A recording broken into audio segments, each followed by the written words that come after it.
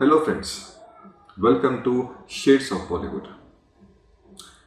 Friends, मेरे mind में एक ऐसे सवाल आया कि मैं अपने ऑडियंस से पूछूं कि आपको क्या लगता है जब इतने सारे लोग वेब सीरीज, फिल्म्स या शॉर्ट फिल्म देखते हैं तो कोई भी प्रोड्यूसर या कोई भी प्रोडक्शन हाउस जब उस स्क्रिप्ट को बनाती हैं तो वो क्या देखते हैं?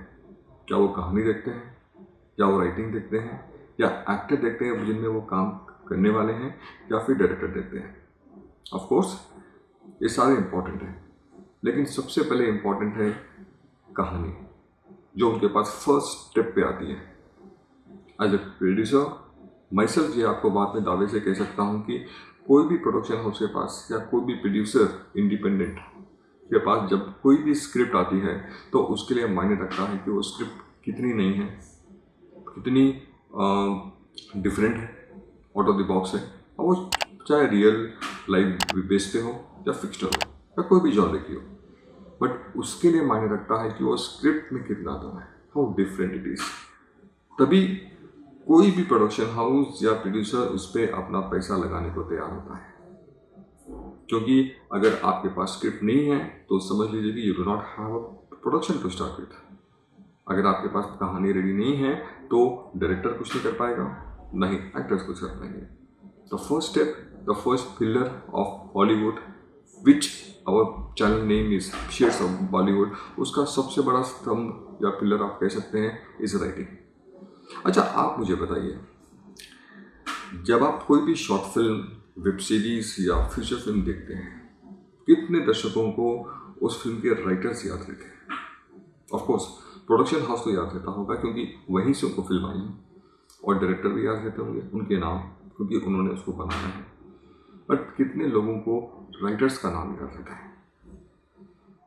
तो इसीलिए इसी बात पे हमने ध्यान रखते हुए हमने ये सोचा है कि हम आपको आगे चल के कुछ ऐसे कलाकार इन राइटिंग जो लेखक क्षेत्र में आ रहे हैं, उभर रहे हैं, एस्पायरिंग हैं, उनसे आपको मिलवाएंगे, और कुछ ऐसी बातें उनके ज़रिए आपको सुनने को मिलेंगी जिससे आप विचलित हो जाएंगे, जिससे आप शॉक भी हो सकते हैं।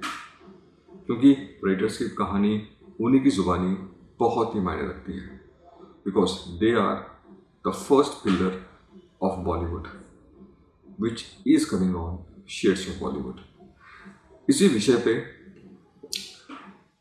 हमारी को एंकर, मेरी को होस्ट निजू मचान जी भी अपना एक्सपीरियंस, अपना तजुर्बा एज एन एक्टर जो हुआ है उनका राइटिंग टीम के साथ, राइटिंग डिपार्टमेंट के साथ, जब भी उनके पास एक नई कहानी आती थी, how she used to deal with that, वो सब कैसे डील करती थी, वो कैसे परखती थी कि उन्हें सही रोल मिल रहा है या सही स्टोरी में वो काम कर रही है।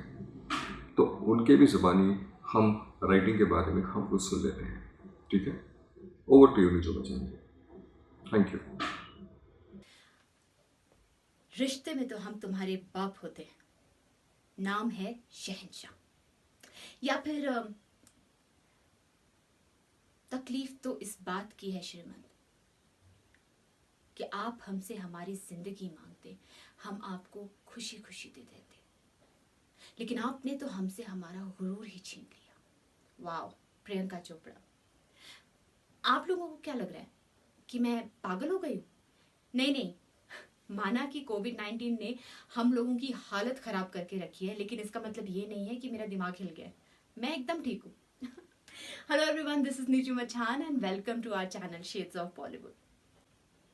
असली बात ये है कि जो हमारे प्रोड्यूसर हैं वीरेन जी, उनकी ये इच्छा है, उन्होंने ये चैनल ही इसलिए शुरू किया है कि वो जो हमारी इंडस्ट्री में यंगस्टर्स आना चाहते हैं, जितने भी नए लोग आना चाहते हैं, उन्हें वो इनडायरेक्ट वे में ही सही लेकिन गाइड कर सकें, उनकी हेल्प कर सकें।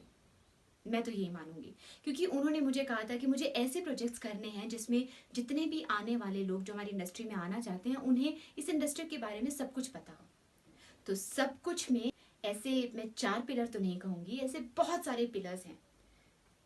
आप जब थिएटर जाते हैं मूवी देखने के लिए, या घर पर आप सीरियल्स देखते हैं, आप वहां पर सिर्फ एक्टर्स को देखते हैं, राइट? उनकी एक्टिंग को देखते हैं। लेकिन एक एक्टर का डायलॉग, जिस तरह से मैंने आपको अभी शुरू में कुछ डायलॉग सुनाए, उस तरह का डायलॉग एक इंसान के जहन में जिंदगी भर के लिए छाप छोड़ देता है।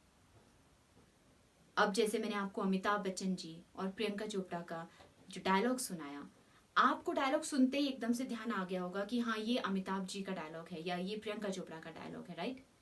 लेकिन क्या आप जानते हैं वो एक डायलॉग कहाँ से आता है? राइटर्स।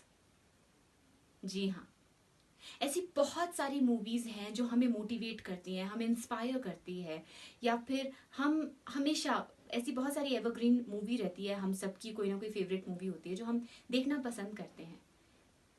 उसमें एक्टर ने तो एक्टिंग की होती है जिसकी बेशक वो तारीफ के हकदार भी होते हैं, लेकिन उसे जिसने लिखा होता है वो राइटर, मैं उसकी बात कर रही हूँ। तो हमारे इस शो में आज से एक नई सीरीज हम लोग शुरू करने जा रहे हैं जिसमें आपको हमारी इंडस्ट्री के, मैं 4 पिलर नहीं कहूंगी, ऐसे बहुत सारे बेस है, सब ऐसे बहुत सारे पिलर्स हैं जिन पर हमारी इंडस्ट्री खड़ी है, और मैं उस एक एक पिलर के बारे में आपको पूरी डिटेल दूंगी हमारी इस सीरीज में। तो राइटर्स, देखिए, हमने बहुत सारे अवार्ड शोज देखे हैं, या फिर हमें बहुत सारे फिंगर टिप पे हमें नाम याद होते हैं कि ये एक्टर्स के नाम, जैसे अमिताभ जी, ऋतिक रोशन, शाहरुख खान, सलमान खान, और डायरेक्टर्स के नाम पता होते हैं, लेकिन क्या राइटर्स के बारे में भी हम जानते हैं? राइटर्स के नाम भी हम जानते हैं? बस मुझे बुरा इस बात का लगता है कि जितना एक एक्टर और डायरेक्टर को फेम मिलता है, जितना उन्हें एडमायर किया जाता है, तो एक राइटर को क्यों नहीं? आपको पता है, एक मूवी शूट करने में ज्यादा से ज्यादा 1 साल का टाइम लगता है। उसे एक एक एक्टर के द्वारा अगर एक्ट करके देखा जाए तो 2 महीने, 3 महीने, 6 महीने या पूरा 1 साल समझ लीजिए, लेकिन उस मूवी की जो स्टोरी होती है, जो स्क्रिप्ट होती है, उसे लिखने के लिए सालों लगते हैं। और फिर भी हम राइटर्स की पहचान भूल जाते हैं। हमें ज्यादातर राइटर्स के नाम याद नहीं रहते हैं। बस मैं आप लोगों को ये बताना चाहती हूँ कि राइटर्स, अच्छे राइटर्स हमारी इंडस्ट्री की बैकबोन हैं। आप एक एक्टर को पूरी मूवी में सिर्फ डांस करते या गाते हुए नहीं देख पाओगे। उसके लिए स्टोरी की जरूरत होती है, उसके लिए डायलॉग्स की जरूरत होती है, जो एक राइटर ही पूरा कर सकता है। एंड आई होप जिस तरह से एक एक्टर और एक डायरेक्टर को एडमायर किया जाता है, उसी तरह से राइटर को भी किया जाए, उसे भी वो फेम मिले। और इसीलिए हम लोगों ने ये नई सीरीज शुरू की है, ताकि आपको हम बताएं कि हमारे एक एक्टर को बनाने के पीछे, एक पूरी मूवी को बनाने के पीछे कितने लोगों का हाथ होता है और कितने लोगों की मेहनत होती है। ऐसे ही और बहुत सारे लोग हैं जिनके बारे में हम आपको इस सीरीज में बताते रहेंगे। तब तक के लिए आप लोग अपना ध्यान रखिए। Stay home and stay safe.